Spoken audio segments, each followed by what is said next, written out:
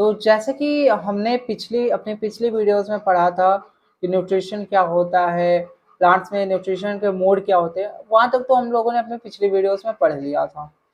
अब आज जो हमने पढ़ने जा रहे हैं वो एक बहुत ही बढ़िया सा टॉपिक है, बहुत ही प्यारा सा टॉपिक है। आपको ज़्यादातर वो देखने को मिला होगा या मतलब लगभग आपको कई क्लासेस में वो टॉपिक सुनने को मिला होगा। वो टॉपिक है फोटोसिंथेसिस। तो आज हम लोग सीखने जा रहे हैं फोटोसिंथेसिस। तो चलिए बिना किसी देरी के स्टार्ट करते हैं।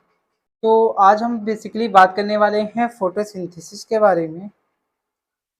तो फोटोसिंथेसिस जैसे कि हम लोगों ने अभी तक अपने पिछले क्लासेस में पढ़ा है कि भोजन प्लांट्स जो होते हैं वो अपना भोजन बनाते हैं, उस प्रोसेस को क्या कहते हैं, फोटोसिंथेसिस। तो आज हम उसी के बारे में थोड़ा ब्रीफ में पढ़ने वाले हैं।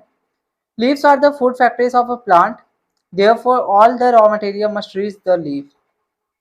जो लीव्स होती हैं, जो पत्तियां होती हैं, वो प्लांट्स की क्या होती हैं, फूड फैक्ट्रीज। यानी वही जैसे एक फैक्ट्री होता है वहाँ पे, जैसे किसी चीज़ की फैक्ट्री होती है तो वही चीज़ें वहाँ पे बहुत ढेर सारी मात्रा में बनता है। तो वैसे प्लांट्स के अंदर जो पत्तियाँ होती हैं वो एक प्रकार से देखा जाए तो प्लांट्स के लिए फूड फैक्ट्रीज होती हैं। मतलब वो क्या करती हैं, वो प्लांट्स का भोजन बनाती है, इसलिए उन्हें फूड फैक्ट्री भी कहा जाता है। Therefore all the raw material must reach the leaf. इसलिए जितने भाई रॉ मटेरियल्स होते हैं, जितने भी मटेरियल्स होते हैं, ये पत्तियों तक पहुँचने चाहिए। Water and minerals present in the soil are absorbed by the roots and are transported to the leaves. जो भी क्या कहते हैं, वाटर होते हैं और मिनरल्स होते हैं जो कि मिट्टियों में प्रेजेंट होते हैं और उसे रूट्स के द्वारा एब्जॉर्ब किया जाता है, वो क्या करता है, वो पत्तियों तक ट्रांसपोर्ट कर दिया जाता है, यानी पहुंचा दिया जाता है। Carbon dioxide from air is taken. अब हवा से क्या होता है, एयर से क्या होता है, कार्बन डाइऑक्साइड को लिया जाता है। उसके बाद आगे है, carbon dioxide is taken from air in through the tiny pores present on the surface of the leaf। जो कार्बन डाइऑक्साइड होती है उसे एयर से लिया जाता है। अब ये जो एयर से लेने के बाद क्या होता है, किसके द्वारा लिया जाता है। अब जैसे मैंने बोल दिया कि कार्बन डाइऑक्साइड को तो एयर से लिया गया, लेकिन एयर से किसके द्वारा लिया गया, तो एयर्स में क्या होता है कि पत्तियों की जो सरफेस होती है उसके उसमें बहुत छोटे छोटे से होल्स होते हैं। उन्हीं होल्स को क्या कहा जाता है, स्टोमेटा कहा जाता है। मतलब एक छोटे छोटे होल्स प्रेजेंट होते हैं उसके सरफेस पे। These pores are surrounded by guard cells. ये जो पोर्स होते हैं, ये जो होल्स होते हैं, ये क्या कहते हैं, ये गार्ड सेल्स के द्वारा घिरे हुए होते हैं। सच पोर्स आर कॉल्ड स्टोमेटा। और ऐसे जो पोर्स होते हैं, ऐसे जो होल्स होते हैं, उन्हें क्या कहा जाता है, उन्हें कहा जाता है स्टोमेटा। ठीक है, आगे है, water and minerals are transported to the leaf by vessels which run like pipes throughout the root. जो वाटर और मिनरल्स होते हैं ये क्या कहते हैं, लीव्स के द्वारा ट्रांसपोर्ट किए जाते हैं by the vessels which run like pipe throughout the root. जो कि क्या कहते हैं, पाइप की तरह, मतलब छोटी छोटी, जैसे हमारे बॉडी में नसें होती हैं वैसे ही प्लांट्स के अंदर कुछ वेसल्स होती हैं जो कि पाइप की तरह होती हैं। और वो मतलब पत्तियों से लेके जो रूट्स होती हैं वहाँ तक कनेक्टेड होती हैं, और जो भी वाटर और मिनरल्स होता है वो उसी के द्वारा पत्तियों तक पहुँचाई जाती हैं। which run throughout the root, the stem, the branches and the leaves. ठीक है, they form a continuous path or a passage for the nutrients to reach the leaf। ये क्या करते हैं, एक कंटिन्यूअस पैथ बनाते हैं ताकि जो क्या कहते हैं न्यूट्रिएंट्स है वो पत्तियों तक पहुंच सकें। They are called vessels. इन्हें क्या कहा जाता है, इन्हें वेसल्स कहा जाता है। You will learn more about the transport of materials in plant in class chapter 7।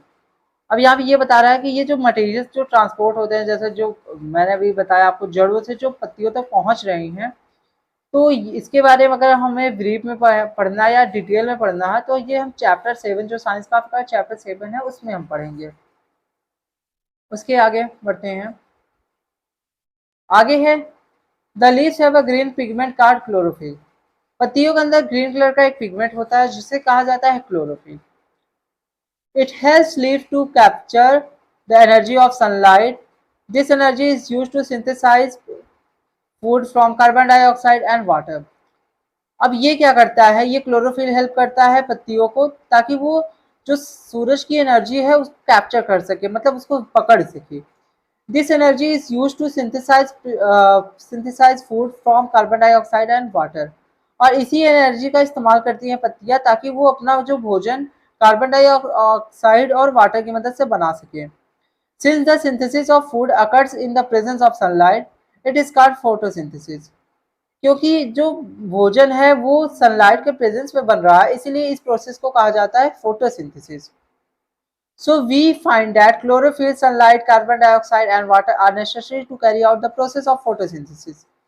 तो यहाँ से हमें ये समझ में आ गया कि जो क्या कहते हैं क्लोरोफिल हो गया, सनलाइट हो गई, कार्बन डाइऑक्साइड हो गया और वाटर हो गया, ये क्या कहते हैं फोटोसिंथेसिस का जो प्रक्रिया है उसको कैरी करने के लिए बहुत ही ज़्यादा ज़रूरी है। It is a unique process on the earth. The solar energy is captured by the leaves and stored in the plant in the form of food. ये क्या कहते हैं पूरी पृथ्वी में एक बहुत ही यूनिक प्रोसेस है। जब क्या कहते हैं सोलर एनर्जी जो है उसको पत्तियों के द्वारा कैप्चर किया गया और उसे स्टोर किया गया क्या कहते हैं प्लांट्स में, मतलब भोजन के रूप में। The sun is the ultimate source of energy for all living organism. इसीलिए जो सूरज होता है वो क्या होता है कि वो एनर्जी का, यानी एनर्जी का बहुत अल्टीमेट सोर्स है। मतलब सभी लिविंग ऑर्गेनिज्म के लिए जो सन है हमारा वो एनर्जी का अल्टीमेट सोर्स है। Can you imagine life on earth in the absence of photosynthesis? क्या तुम बिना फोटोसिंथेसिस के पृथ्वी पे जीवन की कल्पना कर सकते हो?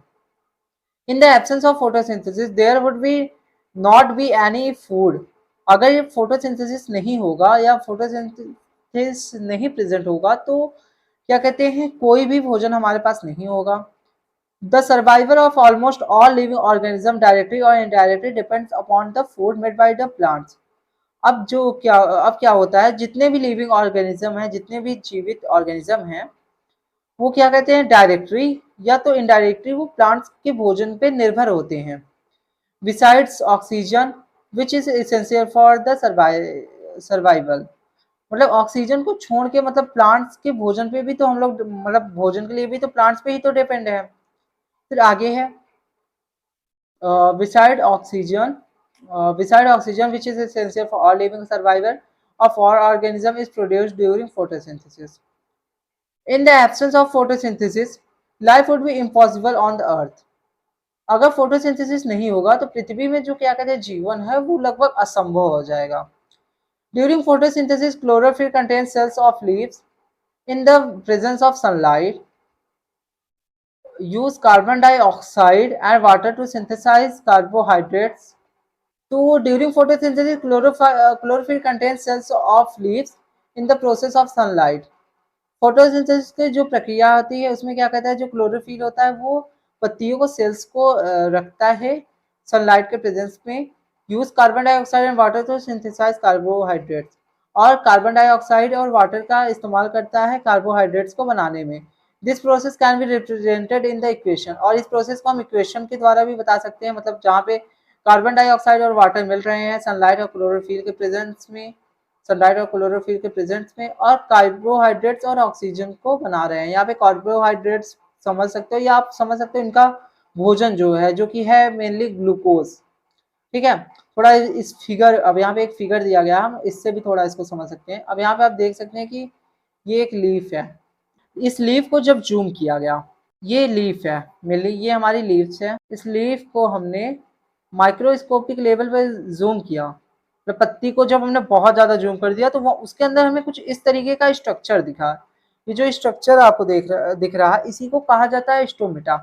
ये जो छोटे छोटे होल, ये आपको एक होल की तरह दिख रहा है, इसे कहा जाता है स्टोमेटल ओपनिंग। और ये जो होल है ये देखो कुछ सेल्स से घिरा हुआ है, इन्हीं सेल्स को कहा जाता है गार्ड सेल्स।